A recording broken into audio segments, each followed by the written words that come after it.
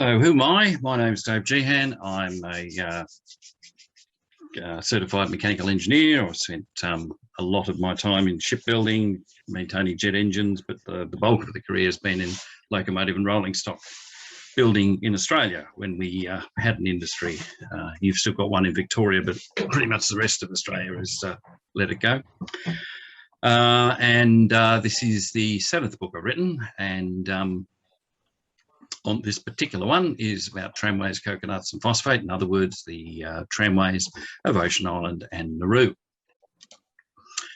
It's the second in a series. The first was produced in 2008, which was on the phosphate railways of Christmas Island. And the reason why this book has come about many years later is simply because as I interviewed a whole lot of people from the British Phosphate commissioners, you found that most of them had spent time on Christmas Island, time on Ocean Island, time on Nauru.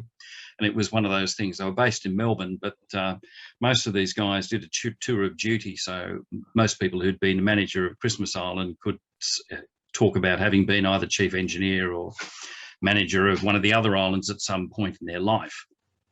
But there were very few people who hadn't island hopped between the three. And so therefore I found myself, as I usually do, with a great pile of information that you think you really should do something with this. And so voila, finally the book emerges. I should, before I start, acknowledge material that was prepared in the efforts of other LWRSA members who've done a lot of work a long time before me. The late George Bond, who had some invaluable photographs of Ocean Island, the late Harry Wright, who'd done a lot of communication with various people on the islands and was happy to share all that information with me. Charlie Small had written various amounts of material. Ray Graff would also share material with me. And a very dear friend, Ray Ellis, had quite sizable files on Nauru particularly, which he shared with me before he passed away. And of course, John Browning as well. John Browning is still with us. Unfortunately, the rest of these guys have left this mortal toil. So where am I talking about? First of all, the Nauru and Ocean Island are located some 2,900 kilometres from Brisbane. They're pretty much very, very near the equator. And as you can see, they're right up the top there in the Pacific. Now these boxes with I can see if I can move that. Good. Nauru was first sighted by Captain Fern on the British whaling ship Hunter in 1798, and he named it Pleasant Island due to the reception he got from the natives. Ocean Island was first sighted by Captain Jared Gardner in the American whaling ship Diana, but he did not name it. Then in 1804, Captain James Murtho on the British convict ship Ocean sighted Ocean Island and named it after his ship, and so that's how the islands got their names. The Nauru is 21 square kilometres, and it's 3.5 times the size of Ocean Island. As you can see by the diagram, they're both drawn to the same scale. There tends to be a bit of myth and legend that they're both the same size, but they're not. So Nauru had a native population of about 1,400 in 1900 with 14 different clans. Ocean Island had about 450 people in 1900, made up of 5 clans. Nauruan people are called Nauruans, and of course the Ocean Island people are called Banabans, and the island is now known as Banaba. It's the Nauru particularly was the classic island paradise. With it had its own freshwater lagoon, which was actually divided up separately, as you can see, by the coconut palms to various fishing areas, which for the various tribes, and that was one of the sources, or main source of fresh water on the island. Ocean Island didn't really have that, which meant that things were a lot tougher on Ocean Island for the native population. The annexation by the European powers, that basically starts off. The Germans took the Marshall Islands, which included Nauru, in 1888, and that was then basically run by the German trading consortium called Jahrluit Geschäft, which from this point on I'll call JG due to my very lousy German pronunciation. And there was also German missionaries on the island as well. And the British had taken the Gilbert and Ellice Islands, which included Ocean Island, in 1892, but did nothing with it until the exploration of phosphate. Now, one thing that the islands had to put up with was beachcombers and traders. The beachcombers, which were basically escaped convicts, and believe it or not, we actually had escaped convicts from places like Norfolk Island, which was a hell of a long way to row, but they actually did have such people arrive on the island, which wasn't a good thing for the local people. And the other vessels would turn up, and they would try and trade firearms for coconuts, pigs, and coconut oil. In the book about the islands, basically written by Ellis, he talks about a sort of a rough exchange rate, which I've listed there, which is like one revolver, 1,500 coconuts, etc., which is probably, there's a bit of myth and legend in there, but that's the sort of trading that was going on. But it had a particularly bad effect on Nauru, and it's got a parallel, or at least can we say, an interesting relevance to today with the American problems they've got with gun laws in the States. Because basically Nauru had the problem that everybody had firearms, nobody really knew how to use them, and everybody was shooting everybody else. And over time, there was something like about 500 people died and got seriously injured on Nauru because of the indiscriminate firing that happened after a wedding that went wrong. And the German missionaries and the JG company decided that this was just no good. Everything was dangerous on the island, and they had to fix it. So what they did is they contacted the Kaiser, who then dispatched the German gunboat, the Eber, that went out to Nauru to disarm them. And the method of disarming was quite dramatic and quite effective. What they did is the ship arrived, berthed off the island, the boats came to shore. The captain and a platoon of militia got off the island, grabbed an interpreter, and then basically marched around the island and kidnapped all the chiefs. They then made the demand very simply: you will give us all your firearms or you won't see your chiefs again. Next morning, 765 guns and over 1,000 rounds of ammunition appeared on the beach, and Nauru was disarmed, problem solved. I don't know if you could do that in America, but it's a good example of how it can happen with stunning German efficiency. Coconuts, of course, is in the title of the book, and this diagram from the period gives you a very good idea of all the different things that coconuts were used for.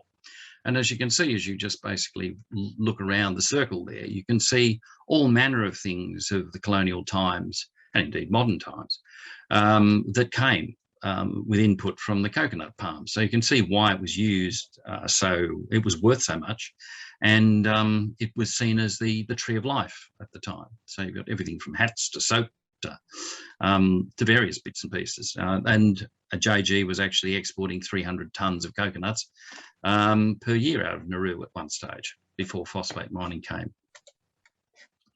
That brings us to one of the main players in this story, and that's John Arundel. And he's was set up his company in 1871 to extract gyno, or basically bird poo, fertiliser, establish coconut plantations and other trades of the Pacific Islands. He later then reorganised that company in 1897 to become the Pacific Islands Company. And that then brings us into the presence of another major player, or the major player in this story, which is Albert Fuller Ellis, and the story of how phosphate was actually discovered. Arundel and then later Pacific Islands Company had their office and laboratory down by Circular Quay in Macquarie Place. The building's now gone. Macquarie Place is still there very much, but just up from Circular Quay, they had this laboratory. And Albert Ellis had been working on the other islands, and then finally actually came back and worked in the lab. Now, there was a large doorstop sitting that kept the door open in the laboratory. And he was told it was petrified wood. He never really believed it, and 3 months went past, And he just thought to himself, I'm sorry, this really looks like phosphate. Now, you've got to remember the context of this is the fact that the Pacific Islands Company at this point is really starting to go broke. It's drained of its capital. It desperately needs a source of income. And so when he tests this block of rock, which turns out to be almost pure phosphate, this is immediately relayed to the directors in London, who immediately say, you know, off you go to Nauru and Ocean Island and get the business going, because we desperately need the funds. And as you can see, it sounds like a really weird thing, the doors stop, but you can see even it appears on Nauru, some of the Nauru stamps. It's very much part of the story. So our hero, so to speak, Albert Ellis, finds himself setting off from Ocean Island in 1900 on the SS Archer, to Ocean Island. And he goes to Ocean Island, even though the block of phosphate was from Nauru, for the very simple reason that Nauru and Ocean Island were believed to have very, very similar geology, and also Ocean Island was under British control, so it was much easier to have access. So Julie arrives and he sets up camp, as you can see there, and within a day or so, he has walked around the island and done a hell of a lot of testing with his assistant and finds an incredibly rich deposit of phosphate on Ocean Island. And that gives rise to the Ocean Island Agreement. He then basically grabs what he thinks is the king of Ocean Island and he draws up an agreement. And this agreement gives the company total control of the island to erect buildings, plant and extract phosphate, lay tram lines, of course, for the princely sum of 50 quid a year is what he pays. And the agreement is in force for 999 years. From the 3rd of May 1900. Problem is there is actually no king of Ocean Island, just basically a group of chiefs, which he later discovers and actually runs around the island and gets their thumbprints on this particular document. Now, the problem is, of course, none of these guys can read. None of these guys can really understand what they're agreeing to, if indeed they realise that they are actually agreeing to anything. So it's one of those things that the Bannerman people have sorely contested, that the agreement was null and void from day one. But in the negotiations, one interesting fact that came up, that at the time when they were told that there would be foreign workers coming in from China, Japan, other islands, etc., they only had one objection, and that was they did not want anybody from the Solomon Islands working with them on their island. And the reason for that is because they did not want anybody working amongst them who may have eaten their ancestors. So I suppose if you didn't want to have somebody who'd eaten your grandfather working with you, that's pretty understandable. But that was their only objection. So let's look at the timeline. Timeline up to World War II. So 1900, Nauru is prospected just straight after Ocean Island, and they find high-grade phosphate as well. 1902, Pacific Phosphate Company is formed by merging the Pacific Islands Company and the German company JG. 1906, mining starts on Nauru after the German government grants mining rights. It took 4 years of negotiations to get that over the line. 1914, Nauru comes under British control during World War I, after the German administrator actually surrenders. In 1919, the Nauru Agreement is formed, which is Australia, New Zealand and the UK take over the Pacific Phosphate Company's assets. And what have we got? Then 1920, the British Phosphate Commissioners is actually formed to mine on both Nauru and Ocean Island, and they end up being based in Melbourne. 1940, the islands come under attack from German raiders, and then 1942, both islands are captured by the Japanese. Because the Second World War has a big part of this story. European settlement on Ocean Island is exactly what you'd expect at colonial times. All the Europeans dressed in white with pith helmets and white shoes, etc., and of course being served by the usual native servants. The police force, as you can see there, has got the white commandant with his pith helmet, along with the islander soldiers or policemen, and the administrator's residence is in the background there. Nauru was very similar. You had the administrator's building there, you can see, complete with sentry box. And you can see the island manager's residence on the other side there, another palatial colonial style in the classic sort of tropical style of building that was built in such places there like Singapore, etc., which is a mixture of colonial architecture and actually catering for the temperature that they lived in. Now, the coming of such an organisation on these islands meant that the staff of all nations had to be provided for. The Europeans, of course, had, as you can see on the left, a significant sort of recreational facilities. As you can see there was 2 large billiard tables and the usual stage with the piano for sing-alongs, a dying art or dead art when people actually knew how to entertain themselves. A gym, an open-air gym, as you can see, which you can see by looking at the people there, is actually being used by both Europeans and the natives. Now, just getting rid of this little window that's driving me mad. And so you can see there was that sort of activities. The other thing, of course, that having Europeans arrive is medical care. Although, as you can see, this type of dental care was tad brutal that they brought. I wouldn't be lining up, I don't think.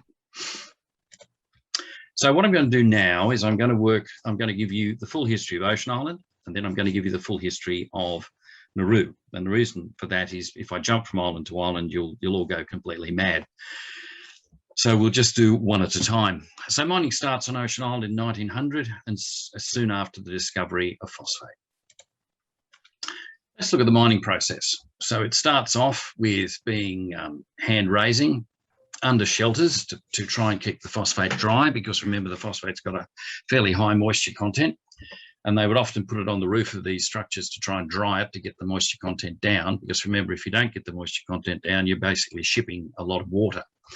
That then gets put into barrows, that gets dumped into hoppers, which eventually, when you've got enough, is then put into skips, wheeled to the top. Remember, the mines on these islands is you're going up to the mine. Basically, both Nauru and Ocean Island, if you like, are the pinnacles of mountains. So all the phosphate is up above you. You're going up to it.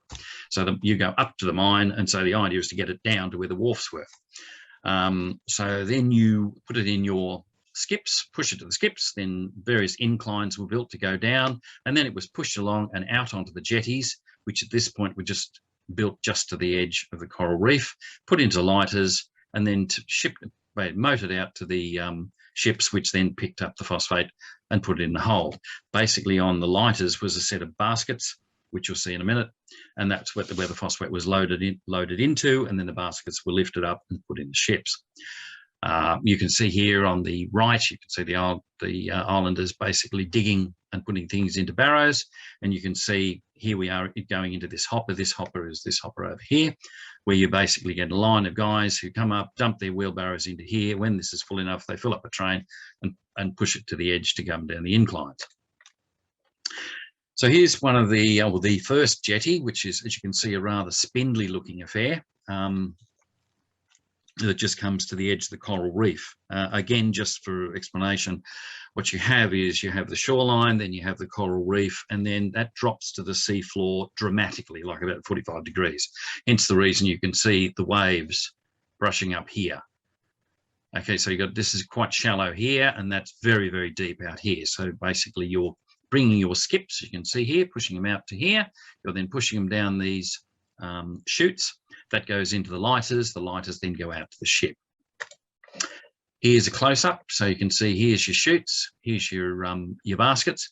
Now you can imagine it was not a pleasant task to try and line up as the phosphate's being dumped down into your baskets to get it, first of all, to not miss the baskets, or as you're floating around and moving around into waves crashing against the coral.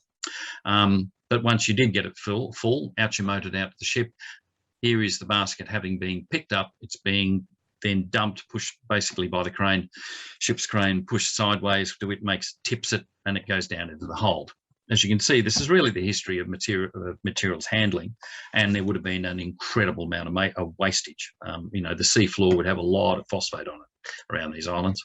Sometimes things went wrong and people got a little bit too close to the coral reef as it the SS Elba did, sinking in 1904, but there were a number of incidents with ships being washed up onto the coral reef.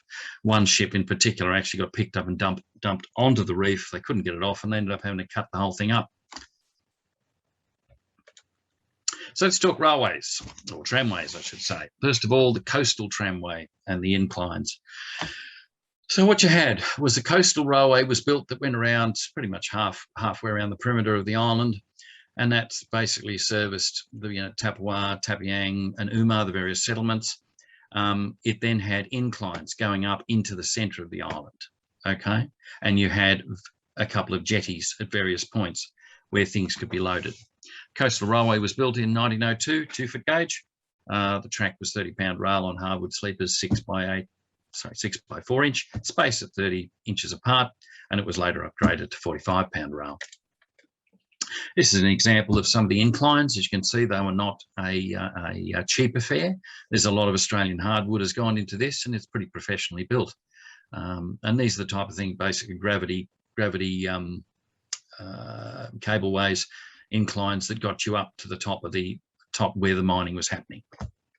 And these things varied over time. You know, they would use that one for a while, they'd mine that area out, and then they'd pull it apart and build another one somewhere else.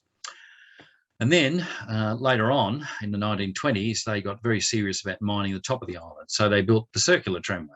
And here it is here. And that basically was a circular tramway feeding a processing plant, which had the cableways up here where the mining was done, here as well. And although there was still some mining done in the northern area. But the cableways, which was basically here, it was another method, the method of mining, which I'll describe in a moment. But it basically went round around here, and then it got unloaded into the plant here. So therefore, after you've mined it, the thing then goes through into the wet bin, then gets dried and crushed, and finally into the dry storage bin, where it was then taken out to the wharf. So let's look at Ocean Island locomotives and rolling stock. The locomotive Active was built by Bagnall in 1881 and is thought to have been similar to this locomotive in this engraving. This locomotive was used in the Pacific and Queensland by Arundel and the Pacific Islands and the Pacific Phosphate Company. Now, what condition it was in by the time it got to Ocean Island, we're not sure, although from what Ellis describes, the initial shipments of material and machinery was not good. So by the time it gets there, it sounds like it wasn't in very good condition. But the next loco that appears is Ella, which is another Bagnall product of 1907. And this locomotive was supposedly shipped from London to Ocean Island as a whole item, but as you can see, the shipping arrangements, I think it probably would have been dismantled, but it was a little 040 saddle tank. The first locomotive purchased brand new by the company for the Ocean Island Tramway was an ONK 20 horsepower in 1903, and that was actually done through the Australian agent, which was Central Mining and Tramway Appliance Proprietary Limited, about 1906. Notice the sunshade at the end of the cab to keep the crew a bit cooler in the tropical sun, and they had a total of 20 of these ONK. Sorry about that. A total of 5 of these 20 horsepower ONK locomotives were used on the island.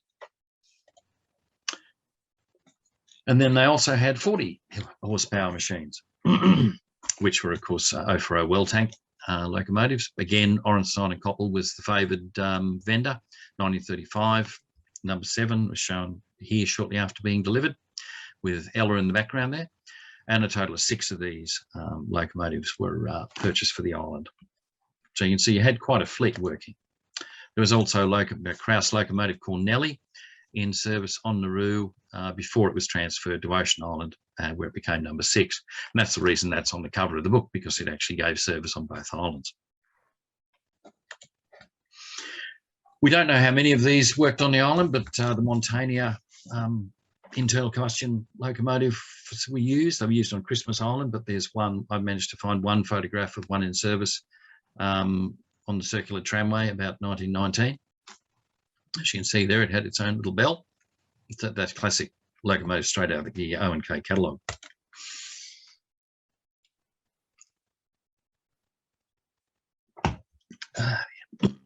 We also had Beguli Car Limited's petrol locomotive working up the top of the island, built in 1921.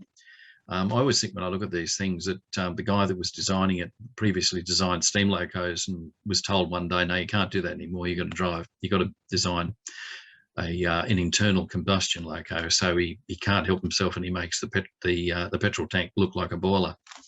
But interesting bit of kit. They also had petrol rail cars, which seated 6 persons.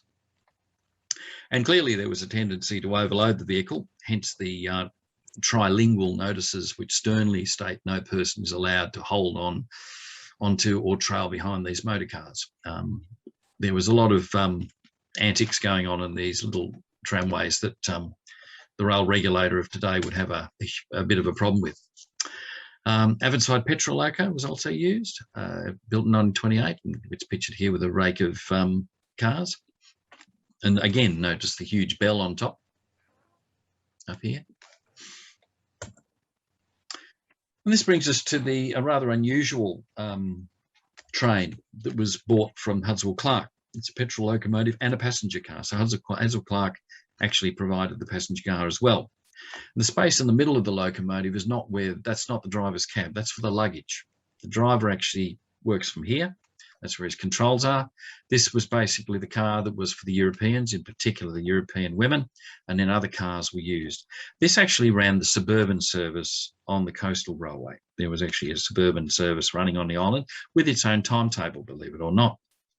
And here we have it in service. So here we have our driver sitting up the back. This is where the luggage, although not much luggage today, but here we have the European ladies. And of course, here we have the open air car for the workers at the back. This is racially divided. So you would have, for instance, Chinese and Islanders on one side or the other, keep them separate, which was a policy. There was no mixed dorms. Each race had its own dorm. Indeed, each race had its own hospital, had its own doctor, etc. This is actually one of the stations. That's the Suburban station on the island. I'm not quite sure if that was racially divided. I'm more likely to think on a sunny day you sit outside, and when it's raining with a tropical storm you sit inside. But that's the station. Which now brings us to a rather interesting method of travel, which was used, as you can see there, we got the administrator on the station and he's farewelling a guest. This is a pole trolley, and it's a type of rail car. The first thing you'll notice, it is rather Spartan in design. And considering it is a rail car for transporting people, you would be forgiven for thinking that it lacks some reasonable elements of success, like a traction system or a braking system. You would be incorrect in thinking that, because this is provided by the 2 gentlemen in the uniforms holding poles behind it. It is called a pole cart because it was propelled by these 2 dudes poling you along a la Venetian gondola style, you know, like this. Sort of Venetian gondola, but without the romance, really, but with a lot of terror. You should get up reasonably fast in this thing. The next question I hear you ask is, well, how would you stop it? That is best shown in the next shot, and that is done by digging your pole in the ground, as you can see by these 2 furrows beside the track, and dragging said pole along the ground in hoping to retard your motion. As you can see, this guy in particular would actually hang on to this, and his lady would hang on to him. In engineering, we have a thing called single point of failure, which you always want to avoid. And so if your pole breaks, you may have another pole, but I wouldn't like to do it. Nonetheless, although this seems rather precarious and dangerous to us, it was used quite regularly, and indeed was used for the school train, as you can see here. So it was the method of transport. Now, safe working, I never saw any documents on that. I think that was a mixture of bravery and luck, I think. And just while we're at it, there's another Suburban platform sitting up the back. That was not the only rather brave piece of transport. They also had velocipedes on the island, which are straight out of the O&K catalogue. And so that's the drawing of the catalogue. These things actually had brakes. And there's one of the users adorned with pith helmets, with a pith helmet in transit. But they also bought the other variety of velopede, which basically had the mother-in-law's seat at the front. As you can see here, it looks like this lady is just saying, you realise you're sitting in the front, and this one has got the shocked look on her face that she realises that if this guy doesn't stop in time, she's the one who's going to hit the obstacle. But anyway, it was an interesting way of travelling, a travel of basically putting your passengers right in front of you, so that if you did hit anything, they get there first. So let's look at the mining process and how it progressed over time. So here we are in 1920. Things are starting to progress a bit differently or more technologically. So you're still hand raising it. That ultimately doesn't stop right until right at the end. Then you're basically loading it up into skips and then pushing it to a hopper. It's kept in the hopper until hoppers fill. It then loads a train. The train then it goes en route on the circular tramway till you get to your loadout.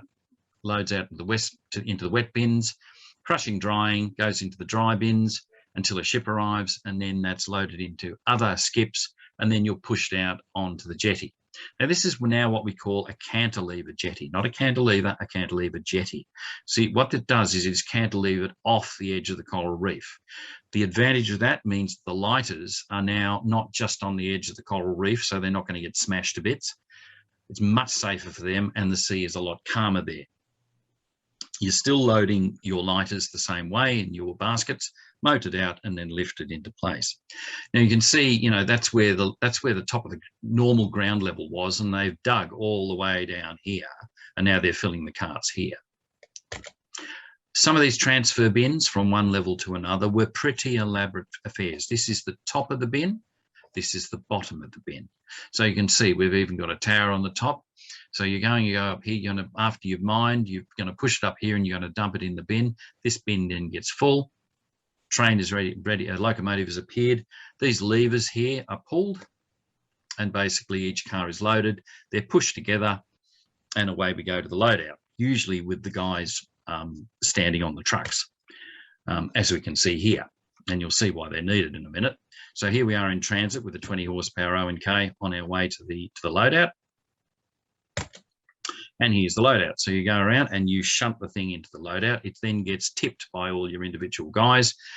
And then that goes through all your drying, crushing, etc. and ends up in this huge concrete dry bin until your ship arrives. Now, once your ship has arrived, you then are going to pull these levers, fill your trucks. Now, remember, this is a very, very confined space. Phosphate is very, very dusty. So I hate to think of the lung condition of what was going on in these days, but OH&S didn't exist in this sort of environment. And then once these skips are full, you then push it out here. As you can see, here's a guy here, and there's a few more trucks up here, and a whole line of baskets. And you push it out. You're into a cantilever jetty. So once again, there's the edge of the coral reef. You're going to push it right out to the end. You're going to load your lighters, and your lighters then go out. You can see two of them here on the way out to the ship, and out we go to the ship, and it gets loaded. Move up to 1940 and things have progressed a bit more. Now you've got the cableways going on.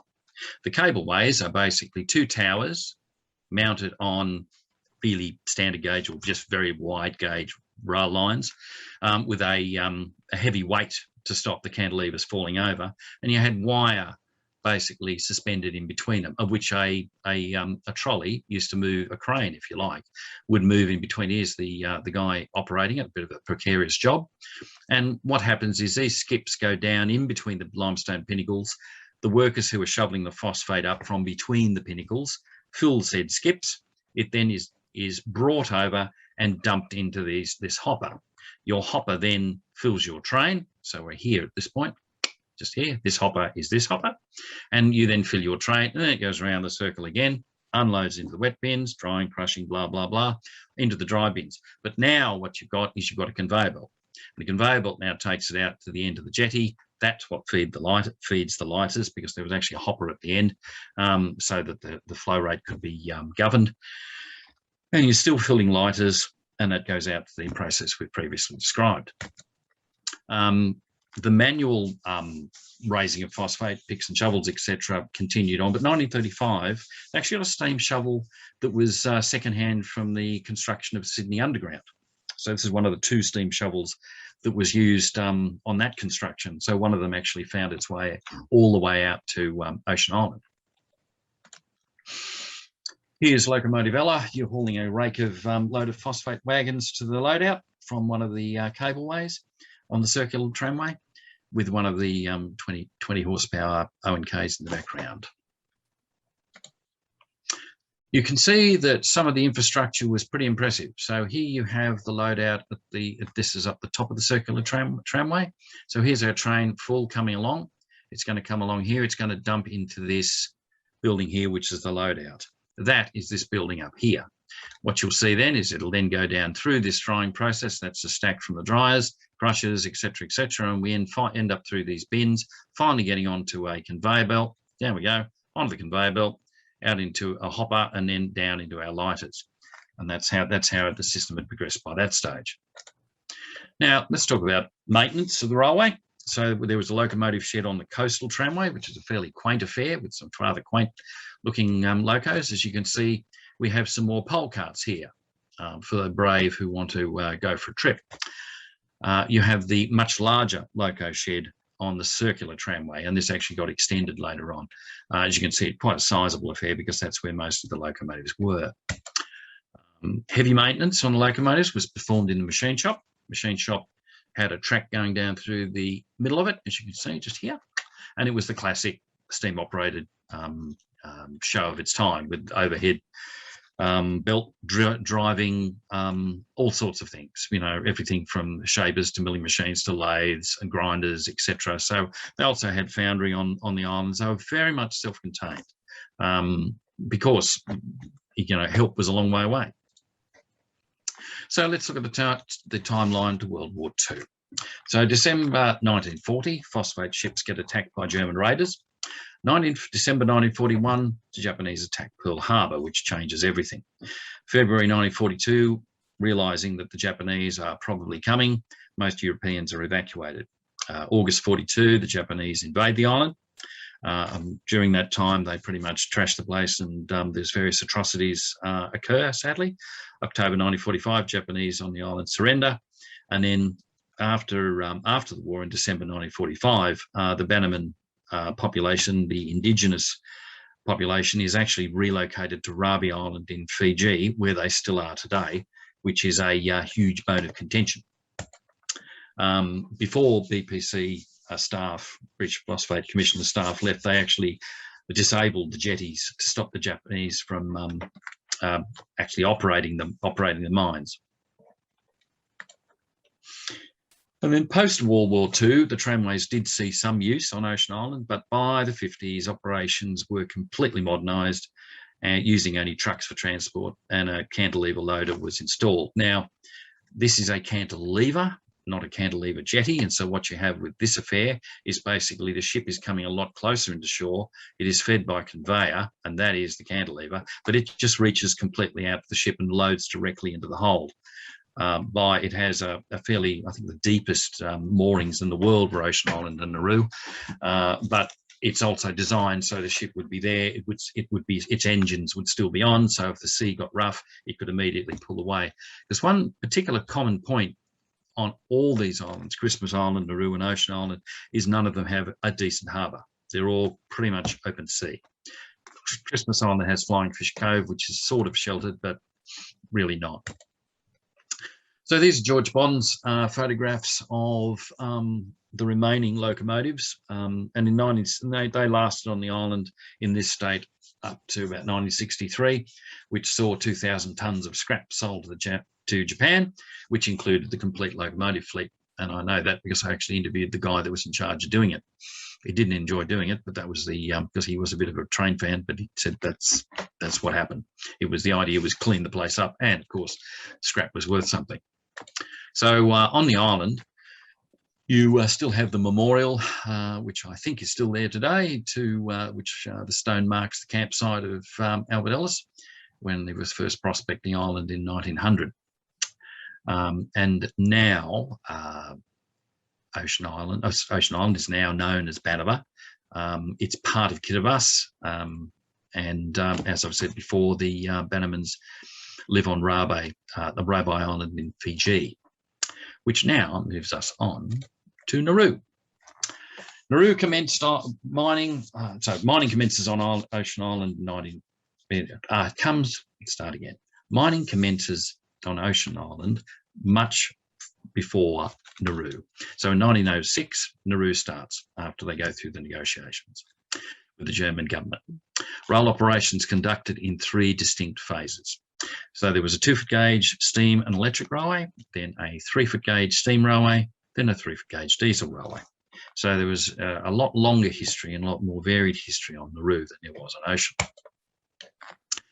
Basically, the 2-foot gauge tramway was around this sector of the island, and it was a steam railway up here, and then it was actually an electric railway on the level.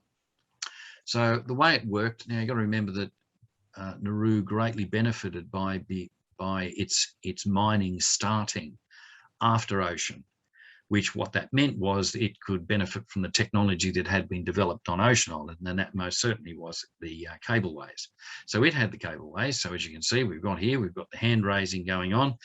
It's being shoveled into the skip that goes into the hopper. Then you're going into the trains, which then goes through the drying, crushing, etc., and then goes into some enormous dry phosphate storage bins, which are then hauled by overhead electric loco out to their cantilever jetties, which then goes through the process with the lighters, and that's about 1920. So here we have our cableways, and there's our cable tower, and of course you've got another one on the other side. It's then dumping it into this hopper. Some of the hoppers were stationary. Some of the hoppers, like this one, was actually mounted on tracks, which could then, sideways load into the skips. As you can see in this case, we've got Chinese workers, and once you've loaded your train, they all hop on, and you take with your O&K 2-foot gauge loco, steam off to the loadout. As you can see, it's a fairly rough affair. And here is the loadout. So basically the train is then shunted in. Everybody then gets out and pushes the skips into the loadout, into the wet bins, which then goes down through the process. And after you've gone through the process of drying, crushing, etc., it then gets, which is up here, then goes down into these enormous dry bins, which were, as you can see, a pretty lavish affair, had its own great big roof, had something like about 9 tracks, and this overhead electric railway, which would then haul the trucks, skips out to the various jetties. Here is looking from the dry bin towards the jetty through the coconuts, as you can see, hence the reference in the book name. A straight railway right out to the jetty, and here's our ship moored off here. The electric railway was operated by 2 General Electric 500-volt DC overhead system, the 2 General Electric locomotives. As you can see there, you've got, tells you the different races you've got. So you've got 4 different languages telling you beware of train. So this is looking back again on one of the dry bins. The standard of track was pretty high. As you can see here, this is the connecting track that went between the 2 dry bins.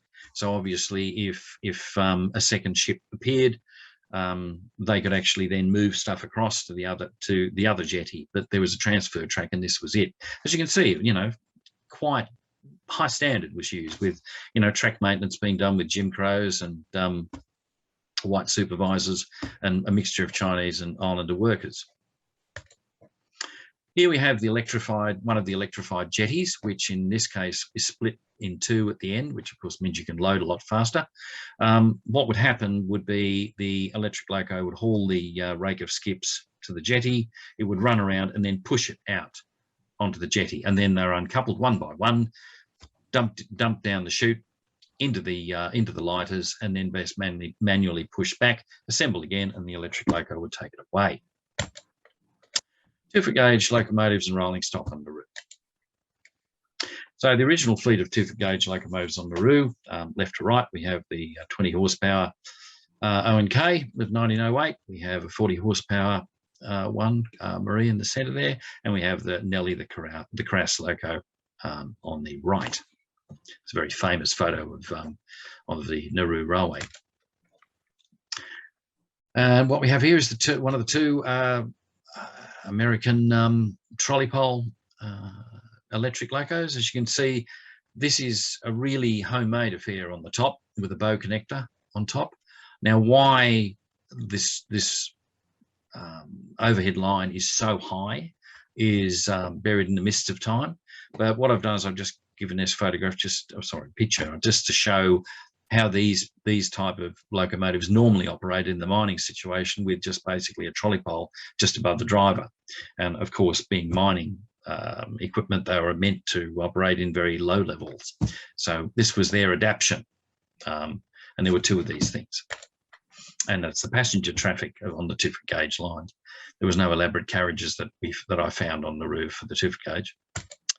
The locomotive shed was pretty impressive, classic of its day, in amongst the coconut palms.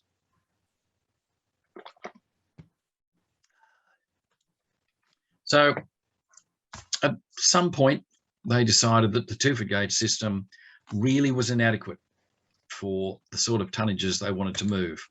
So they decided to move in 1936 from 2-foot gauge to 3-foot gauge, not 3'6", 3-foot gauge. This particular photo is probably the best conversion shot there is, because what you've got is the 2-foot gauge locomotive operating. You can see these sleepers are positioned such that at a point in time, this other track can be moved over, and this can be converted to 3-foot gauge. And you've already got the new 3-foot gauge there. The railway was then rebuilt. As you can see, it was extended and a bit further into the island and had more cableways. The electric railway was dispensed with, and basically there was a loadout here, which then took things through the drying and crushing process and loaded out onto cantilever. This is a cross-section I was able to get hold of the 3-foot gauge track. Coral is used as ballast with 8x6 sleepers, 6 foot long, showing that, you know, there was, with 45-pound rail, it was pretty professionally done. 3-foot gauge like steam locomotives and rolling stock. They had 240 horsepower oil burning O&K locos of 1937. They were A1 and A2. They also had 3 50 horsepower oil burning O&K locomotives of 1937. B1, B2 and B3. Nothing to do with bananas. They also, when you're coming up to the war, probably wanted to get some more O&K, but of course, getting things out of Germany would have been difficult, so they ended up buying 2 Hudsell-Clark locomotives, 240 horsepower oil-burning machines, but only one appears to have been delivered, number A3. After the war, after things get trashed again, and they, during the Japanese occupation, we'll talk about in a moment, they then went and tried to get what 3-foot gauge locos they could possibly get, which brought them to the Powelton Tramway, where they actually bought Powlight, which was a Bagnall, which supposedly arrived on Nauru in 1945 and was converted to oil, but supposedly from what documents that there exist, it's described as not being a success. But by that time, it had had a fairly hard-working life on the Powelton Tramway. Little Yarra, another Powelton locomotive, a Baldwin, was supposedly purchased, but there's no evidence of it actually ever making it to the island. They changed the design of skip they were using from side dumping skip to these hoppers, which they bought from O&K, which is very much a side, basically side dumping thing. So you're just basically undoing the connection and down it dumps, as opposed to pushing the skip over. Here's a shot in the cableway, in fact, 2 cableways. So you've got one cableway here, and you've got one bin that it's loading to, and then further along the track you have another bin, and you have another cableway loading out this way, and that's the other end of it. So that is connected to that, and you've got the wire going in between the two, and the other one's over here. As you can see, you now have a rake of cars that have been full. Again, you've got your usual load of passengers, because you need somebody to pull the levers to unload when you get to the loadout. Here we are coming into the loadout, which you can see by then we're not on timber trestles, we're going into steel. It's much later in the day. As you see, no expense spared. It's fairly decent sort of infrastructure on Nauru by this point.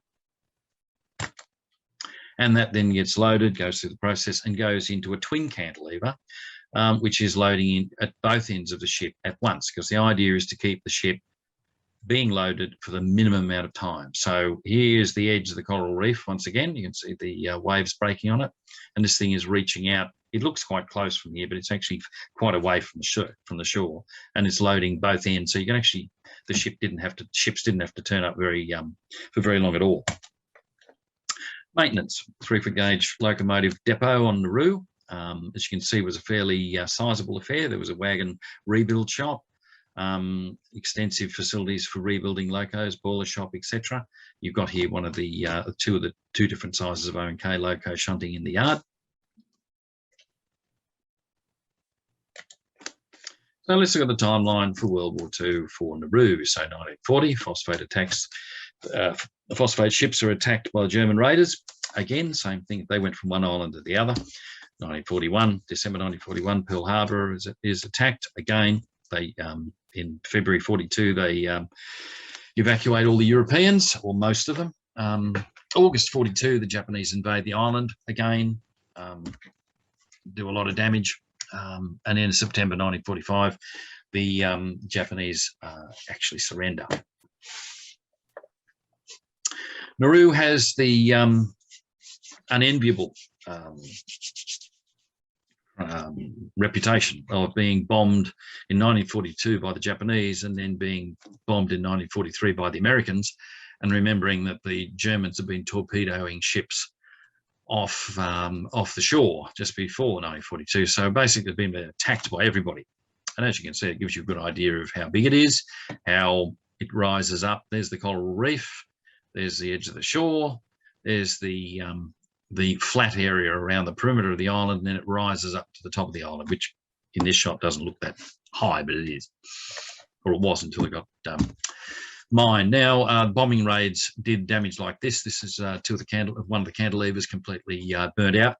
So you can see there was a hell of a rebuilding job after the war. And so that brings us on to post-war rebuilding and modernisation on Nauru. Things dramatically changed. So we're talking, here we are in, this is a snapshot in 65. But what you've got is a double track 3-foot gauge railway going from the loadout out into the loading points in the centre of the island. You're now getting excavations being done by mechanical means. Trucks come and dump into a hopper where there is also do some primary crushing. Goes into storage, loading.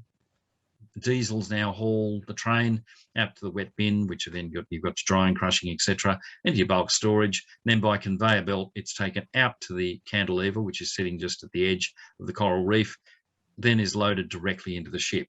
So you can see, if you look at it from a materials handling history point of view, you've gone from exceptionally manual to exceptionally to the other end of the scale, highly mechanised. So here we are with our mechanical means of excavation. As you can see, we've had to go a fair way down to get down to the phosphate after you clear the topsoil, and all this phosphate's been taken. Trucks then drive up here, dump into the loadout, which then fills these trucks. This has got a crushing plant as well. Once filled, and that was the first loadout in the middle of the island. Later on, there was one they moved further along, and this was the other loadout that they had. So you've got rakes of hoppers ready to be being filled and being shunted by a diesel hydraulic locomotive. And here's two shots of the various diesel haul trains that were the latter part of the Nauru's railway history. And here is the loadout. So here, basically, the train would be shunted in, and basically the guys would go along, pull the various levers. These particular trucks, there was every third or fourth one had a handbrake on it, but other than that, there was no braking system on it, and it wasn't an automatic unloading system. You had to go along and pull the lever and get the thing to unload. And so that loadout you just looked at, that was this building. And here's the rail track just here. As you can see, that goes up to a dead end. And then that is unloaded. That then goes down, as I say, through drying, crushing, etc., conveyor belt out to here to the big drive-in. And then that just sits there and waits until the ship arrives, and then that fires up and you fill the ship. And that's how it was done in its latter days. 3-foot gauge diesel locomotives and rolling stock. So you have 5 DHI 71 diesel hydraulic side rod locomotives that were built by Clyde Engineering. 3 of them were built in 1956 and another 2 in 1967. Basically the same design as used in the cane fields, but of course 3-foot gauge. In 1976, they needed more power because the old locomotives had gone to the end of their working life. They built 2 mechanical chain drive locomotives from Thomas Hill of Rotherham Vanguard workshops in Yorkshire. These are a pretty primitive sort of bit of kit, really, from a mechanical point of view. Got huge, great chain drives to them. Now, why do they not buy more Clyde locomotives? I think because I've been doing quite a bit of work on Clyde, as some of you know. Basically, Clyde left the diesel hydraulic market in about 1975. So it probably that Nauru did approach them and say, we wanted another 2 locos, and they were then bluntly told, sorry, we're out of that market. They then bought over time more hoppers, but of course they weren't buying from O&K, they were buying them a bit more locally. In 1967, 21 were built by A.E. Goodwin down at Port Kembla. In 79, 36 wagons were built by A&G Price of Thames in New Zealand. And then in 1980, another 30 were built by Prices of Thames. Here is a shot of a train full of Nauru wagons being shipped to probably Auckland for shipment out from Thames in New Zealand. A&G Price gave me that one. So a trainload of trains. Maintenance by this time has changed to being what most of this sort of outfit would have, and that is a central engineering shop that maintained all mechanical, electrical bits of equipment.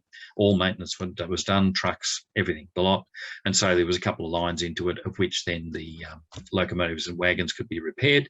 This is the classic crew that they had on Nauru, which you've got your European fitter as the head, being the foreman, and then you've got your islanders and some Chinese and some various other people, racers being part of the staff. Nauru today. So 1968, Nauru became a republic. 1970, the Nauru Phosphate Corporation took over from the British Phosphate Corporation. 2005, a restructure of as a Republic of Nauru Phosphate Corporation, or RONFOS. And then 2008 seems to be the last time the rail system saw service, because various landholders who they objected that they hadn't been paid their dues refused trains to cross their property. So that meant that it went on to road transport, which meant they actually, from some of the press reports, missed some ships. And so I'm unaware of what actually is happening today, but it doesn't sound that the prospects for the industry going forward are too good. Not that there's not that much left. In the latter days, as you can see, one of the Vanguard locomotives has been severely butchered and is being used in the last loadout. One of the guys that I did interview had gone over there as a consultant and had found the maintenance of just about everything the standard had dropped to an appalling level. As you can see, that's the other Vanguard locomotive, had somewhat out of use. And Nauru is littered with quite a lot of, and that's the Vanguard loco then out of use. You can see the chain drive I was talking about just here. There are, of course, some remnants of the 2-foot gauge left. This is a 40 horsepower O&K that's on display, a bit worse for wear. And there was a 20 horsepower machine as well, but that seems to have, I'm not sure what's happened to that. I think it may still be around, but the last time people were there, they couldn't find it. And various other remains of locomotives can be found. I'm sure you would find more if you were able to, do a full walk around the island, if you were so inclined. And here's the loadout. As you can see, it hasn't seen use for quite a long time.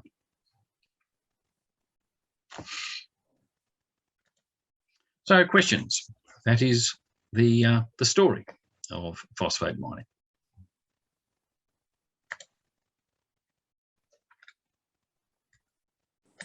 And there's the books.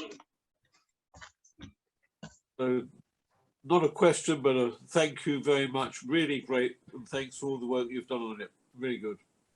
Thank you. Yes, I'd like to echo that. Thank you very much, Sinead. Very interesting talk and another good geography lesson. Coming, the kind of names you've used, the islands and so forth, is the kind of thing I expect to see as an answer on the BBC Pointless programme. Yeah. Thank you very much for a very entertaining session. It's lunchtime here now, Right. on a gloriously sunny day. Temperatures forecast to be really quite high over the weekend, but Yeah, you're on there. thank you very much anyway. A very interesting talk. Thank you. Thank you for an excellent talk. It really was interesting. Unfortunately, I won't be able to join you on the 11th because I'll be in the south of France. Well, hopefully it might be a bit cooler. It's closer to the equator.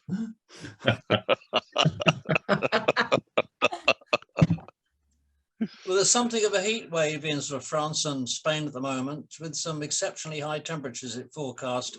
They've already had over 40 in Spain, and there was some talk of perhaps Britain this weekend, Sunday or Monday, might actually exceed the previous record of 38.7 just 2 or 3 years ago. So and there's been some forest fires in Portugal and Spain and so forth. So Southern Europe is really quite hot at the moment. Yeah. Anyway, it's lovely to talk to Australia. Thank you very much indeed. Really appreciate it. I'm very pleased to be on the list. Thank you very much. Keep me entertained. Thank you. Thank you.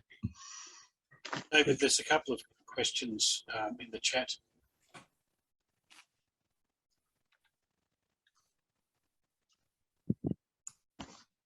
Yeah. Right.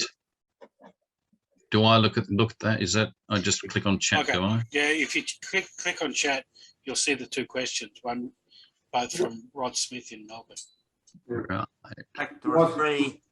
Rod's asking what was the tidal variation within a day and seasonally on, I think it might have been That was Ocean Island. Yeah. It wasn't huge. It wasn't huge. We're not talking. You know, I think it was something in the order of a metre or so to say 1 or 2 metres. It wasn't sort of the tidal variation you see in the UK or anything. Yeah, it's interesting because my time in tropical Queensland and in Darwin, quite extensive tidal variations, and I didn't think that those waters had allowed for the variation. There was no need to. Well, see, that's the thing is, you see, you never ever actually had a ship against a wharf. You were always the ship was always away from the wharf, and you would lighter days, yeah. Yeah, and so you're always dumped. Well, even with the cantilevers, cantilever just basically leans out over the ship and dumps. And what height it dumps from, I suppose if it's excessive, you'll actually start losing a lot of things if there's a ship wind. So we can advance to my second. All of the fuels, all those steam locomotives. Yes. Okay. And the electricity generation when they were doing that, and presumably housing had electricity. Oh yeah, no, they had a diesel power plant. Originally steam. Well, it was originally steam, but in latter days was diesel. So were they using Queensland coal as the closest source? Oh, I can't go. I don't that level of detail. No, I don't know. And the last thing, because there was 3 Commonwealth countries formed these companies. It was Britain, New Zealand, and Australia. Who was actually receiving the phosphate for use, presumably agricultural fertiliser? Mainly Australia. Right. And it mainly went to WA because WA's got the poorest quality soils. Yeah, it is. Right, thanks.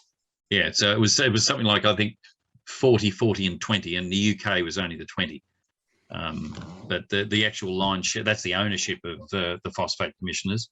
The actual commissioners were, you know, as you can imagine, a New Zealander, which was actually Albert Ellis. Albert Ellis was the first one for New Zealand. There was an Australian, a New Zealander, and a Brit. But the produce of the outfit mainly went to Australia, and indeed, as I say, mainly to WA. Thank you. Given what's going on in the Ukraine today, how much phosphate is left there that could be mined? You know, because currently fertilizers come from Russia, or a lot of it. Yeah. Well, Ocean Island's basically trashed. It's, you see, the thing is, you've got the phosphate is now well down and between limestone pinnacles. So getting it out is difficult, and that's why it's sort of manually done. Was manually done at one stage in a lot of the stages. Nauru could still do it. There's still phosphate to come out of Nauru, but of course you've got to watch that Nauru doesn't just become you mine down to below sea level and you end up being a hole in the ground with a perimeter around it, so that the next big storm fills it up. You're actually selling your very land you're on. You're sitting on. I was in Nauru a few years ago, and it's pretty much exhausted. There is some. Yeah, I would have thought so, John. Yeah. The most important thing is that all the infrastructure for handling it, for transporting it and handling it, is basically rotted away. And they haven't got any, you know, they're living from hand to mouth, basically. There's no investment money available, and governmental problems means that it's very unlikely that anybody from outside is going to invest any money there, apart from the Australian government, if it wants to send, offshore detention centres. Yeah, I know in Melbourne there was Nauru House, which was built by the government of Nauru, or their financing of it. That's right. I don't think it's called that anymore. No, Phosphate House, I think it was called. Yeah, no, you're right. That's exactly right, Bill. And that was where. Well, I don't know. Phosphate House, where I don't know where it was in Melbourne CBD. Collins Street. Oh, there you go. And then you had the big building you're talking about from Nauru. Yeah. So when Nauru became independent, it was the smallest by population of nation in the world, and had the highest per capita income. Yeah, that's right. Unfortunately, a whole series of disasters meant that they lost everything, basically. Yep. Yeah. All right. David, Nigel here, mate. How you going? Hello. Good, thank you. You're looking well. Thank you very much. You are too, mate.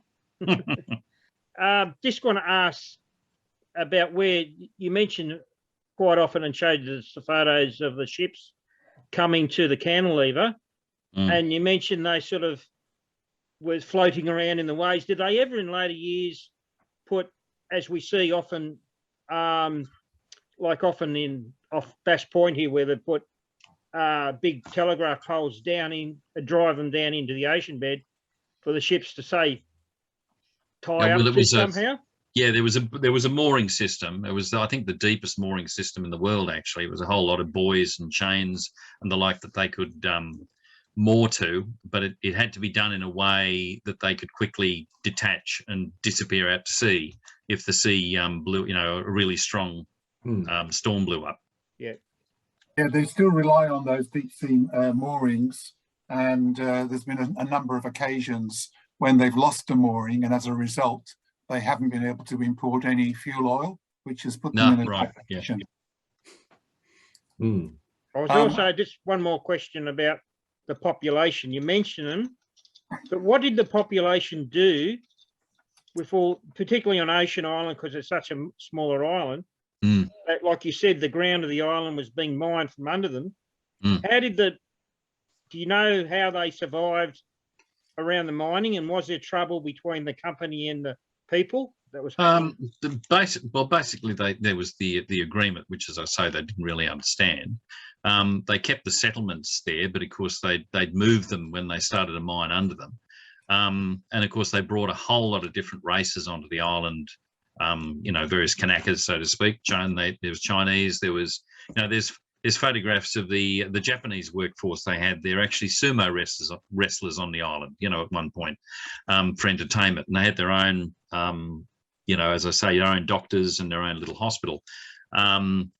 And then, of course, by the time you get up to the you know, the Second World War, and the Japanese have trashed the place, and from memory, they'd mistreated the islanders as well. Then they basically said, the BPC said, this is untenable. You know, you can't stay on the island. So with the money you've earned, you can buy Rabi Island in Fiji, and we'll put you all over there, because that allowed them, then gave them, you know, carte blanche to basically pull the place apart. To which, from what I can see, I mean, you can't get to the island now, where you could get to Nauru if you wanted to. You can't get to Ocean Island. So yeah, I think there was quite a bit of friction, especially in latter years, when the islanders really, it would have, at the first, the islanders helped in the mining, but in the latter years, I think the islanders then would have woken up to what was actually happening to their homeland, and hence the reason there's in the back of the book I've got, there's a whole lot of books being written, you know, Paradise Sold, Paradise Lost, Paradise Sold, I think it's called. But there's a whole lot of studies and like being done, and there was a court case in England, I think, where the islanders tried to, you know, basically force the issue to be able to get back on their island. Yeah, in latter years, probably the summary of it, to answer your question, no, just basically in latter years, no, they wouldn't have got along at all well. On Nauru, Yep. on Nauru, basically the money that came to the islanders was largely royalty monies that came from the different sections, because each tribe or each clan could stake a claim to different parts of the land. But the Nauruans were very, very resistant to doing any manual labour. So on Nauru, the mining was done pretty much exclusively by people brought in from Kiribati and other places. And in terms of dissatisfaction with the phosphate commissioners on Nauru, very interestingly, it arose out of the fact that some Australian decided that it would be a good thing to establish the Boy Scouts on Nauru. And as a result of that, a number of Nauruan young men travelled and lived in Australia and became educated. And just as in many other colonial countries, it was that education and seeing some part of the rest of the world which opened their eyes to their true situation, you know, in their homeland. Mm. Yeah. And I suppose, like, mining companies these days have an understanding that they've got to return the land, bring soil back as replacement. Was never an agreement with that company, I suppose, Dave. No, Just impractical. I mean, the distance is concerned. Yeah. You're talking about millions of tons of topsoil. Where's it going to come from? How's it going to get there?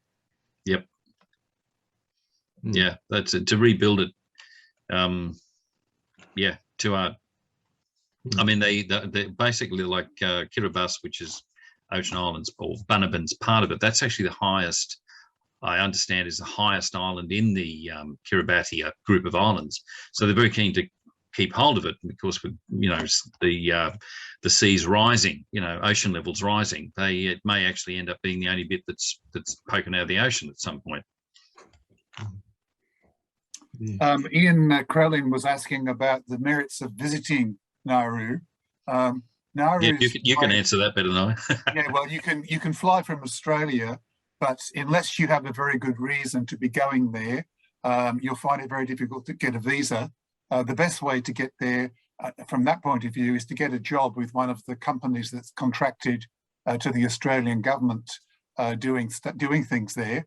But however, there are those people who have a bucket list of every country in the world they wish to visit, and the other visitors to Nauru tend to be people like that. So it would be well worthwhile, as David said, to explore the place properly for Rowie relics, but you'd have to be prepared to spend several weeks there, and you'd have to make friends with the locals, because without their knowledge and their cooperation, you'd get nowhere. Yeah, it's a bit like a reservation. Some of the other questions again, did they use coal or oil for fuel? Early days it was coal, latter days it was oil. BPC had their own fleet of ships. Yeah. No, all very interesting. We got any other questions? I'm just looking. David, I'd just like to say that one of the things that I really enjoyed about the book, and also your talk today, is that you helped me to understand how the production of the mineral was done, and how the transport system was integral to that. So I found that very helpful, and your analysis of the photographs, which enabled you to talk about that, obviously with engineering expertise, I found extremely useful. So thank you. Yeah, thank you, and also thank you for all your help too. Yeah, very good. One more question, Dave. Yes, mate. There's another question Bev has asked about. Is there any accidents, catastrophes, things of that nature that have happened that you know of? Like from the phosphate, from in the relation information. to the trades and the people that lived on there. Yeah. It's funny actually. In the photographic records for Christmas Island, there was a very big prang between two of the Shay locomotives, and there was a very big prang with some of the diesel locomotives. I didn't see any photographs on either Ocean or Nauru of any accidents that had happened. Now, as I said, I can't believe that no one came to grief on a pole cart. You're basically hurtling along with very limited braking and, no safe working. How did you not, have an accident? There was a timetable for the Suburban system, and I suppose you might work along the lines of when the train goes, because there was only ever one engine in steam along the Suburban system, so to speak. As soon as that train passes, you then basically pull out behind it, you'd be safe. But no, I didn't see any evidence of any great catastrophe. But I can't imagine. Probably the answer to the question is yes, there would have been, but nobody took a photograph of it. The point there is that I believe that in the National Archives office in Melbourne, there are very, very extensive company records. And I don't believe, David, you've had a close look at them, and I certainly haven't. So if anybody wants to take on a 5-year project, you could probably find out about a whole lot of catastrophes. I agree, John. Yeah. What happened to the non-European workers? Do you know? Again, sorry. What happened to the non-European workers? Non-European. Well, the Chinese basically went home, and so did the Japanese. They all came from various islands, and from what I understand, they all, when the work for them was finished, they went home. The Japanese basically exterminated all the Kiribati workers that they found there. And when Nauru went bankrupt, they deported all the Kiribati people back to Kiribati in more recent times. Yeah. Yeah, wonderful. Yeah. Just changing the subject a little bit, there's been a change of management of the New South Wales division of the Light Railway Research Society. There has, yes. After 40 years in the chair, Jeff Mooney decided it was time to retire. And if it's 40 years is the time you've got to spend in the chair, I've got 8 years to go. Yeah, you've got to keep going. It's not finished yet. But the new president of the New South Wales division is David Jehan. And Lucky congratulations for taking on that role. Much appreciated. That I'm sure you'll do a great job. Oh, thank you. Thank you. Yeah, and thanks again. Thanks to Jeff, because he was a tireless. Oh, yes. In what he did all over these years. Yeah, so he was. We've now moved, and we're now basically we're meeting in Burwood RSL. So rather than having to deal with Burwood Council, we now basically you can come in, have dinner, and then just move into the meeting room, and you can stay warm. And yeah, it's just free.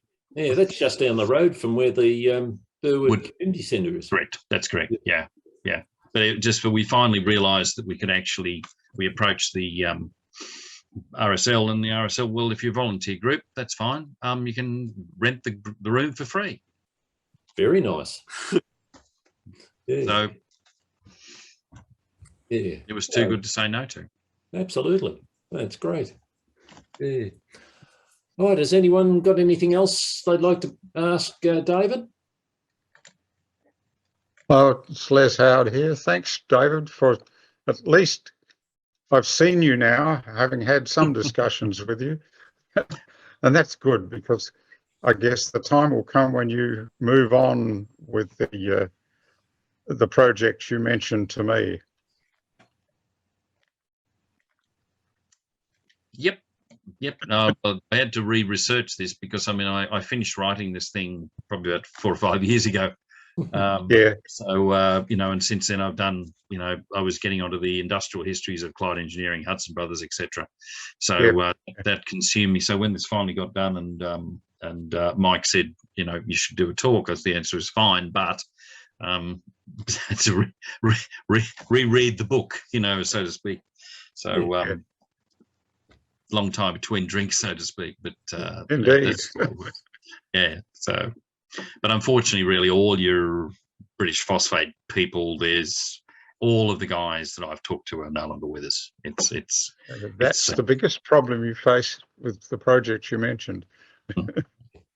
Fortunately, and that's the reason, as I said, in 2008 when I finished the Christmas Island stuff, I'd actually collected most of the Nauru and Ocean Island at the same time while everybody was around. Yeah. Critical. Yeah. Fortunately, the photographic records of what are, you know, 3 exceedingly obscure places are extensive. You know, it's just amazing what's there. Yeah. I hope you find that same thing again. Yeah. Good luck. Well, David, as this presentation of yours has been recorded, in 5 years' time, if somebody wants to give you wants you to give them another talk on this, you'll just have to bring out the recording. That's fantastic.